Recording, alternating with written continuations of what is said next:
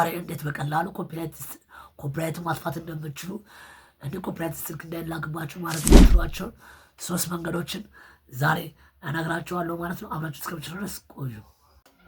የመጀመሪያው ኮፒራይት ስልክ ማስወገድ የምችሉበት ራሱ ኮፒራይት ቢለውን ትነኩና ቴክ አክሽን ትወስዳላችሁ። ዛሬ ኢዘር ሳውንድ የሚላለ ሪፕሌስ ሰውንግ አለ። እነሷን መቀየር የምችሏቸው ነገሮች ናቸው እና ኮፒራይት የሚለውን ስነግሩ እነዚህ ካመጣላችሁ በኋላ እናንተ ሪፕሌስ ሶንግ በመንካት ሙዚቃ መቀየር ትችላላችሁ ማለት ነው። እሱም እዛ ላይ ያሉትን ሙዚቃዎች በመጠቀም ኮፒራይታችሁን ማስወገድ ወይም ማጥፋት ትችላላችሁ ማለት ነው በቀላሉ።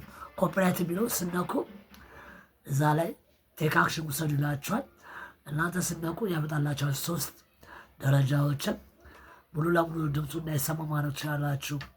ሪፕሌስ ሶንግ ማለት ደግሞ ሙዚቃውን መቀየር ማለት ነው። እናንተ ሪፕሌስ ሶንግ በመጠቀም ብቻ ኮፒራይቱን ማስወገድ ትችላላችሁ ማለት ነው። ይሄ አንደኛውና ብዙ ጊዜ ሰዎች የሚጠቀሙት ነው ማለት ነው።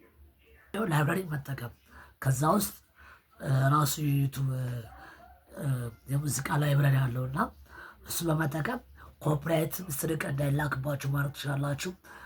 ሁለተኛ ደግሞ ኮፒራይት ቪዲዮአቸው አይሆንም ማለት። ስለዚህ የዩቱብን ኦዲዮ ላይብራሪ መጠቀም አለባችሁ ማለት። ሌላው ደግሞ ፍሪ ሳውንድ ሙዚቃ አለ። እዛ ዌብሳይት ውስጥ ገብታችሁ ዳውንሎድ ማለት ትችላላችሁ ማለት ነው።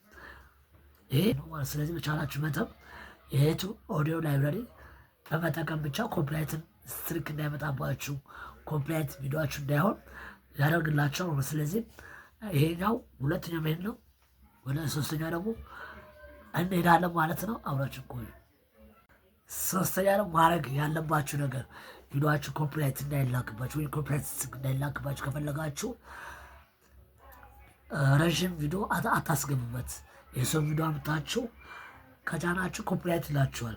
በቻላችሁ መጠን ከ5 እስከ 10 ሰከንድ ከ20 እስከ 30 ሰከንድ አርጋችሁ ብቻ በመጠቀም ኮፒራይት እንዳይላክባቸው ማድረግ ትችላላችሁ ማለት ነው በቀላሉ። ሌላው ሾርት ቪዲዮ በመጠቀም ትችላላችሁ። ለሾርት ቪዲዮ የምትጠቀም ከሆነ ከ5 እስከ 10 ሰከንድ በቂ ነው። ሾርት ከሆነ ብዙም ኮፒራይት የሚላኩ ድል አነስተኛ ስለሆነ ሾርትም መጠቀም ትችላላችሁ ማለት ነው። የዛሬ ቪዲዮ ይሄን ይመስላል። ከተመቻችሁ ላይክ፣ ሼር፣ ሰብስክራይብ ማድረጋችሁ አትርሱም። ይሄ ቪዲዮ ጠቃሚ ነው። እዚህ ላይ ብዙ ነገር አላችሁ። ይመቻችሁ።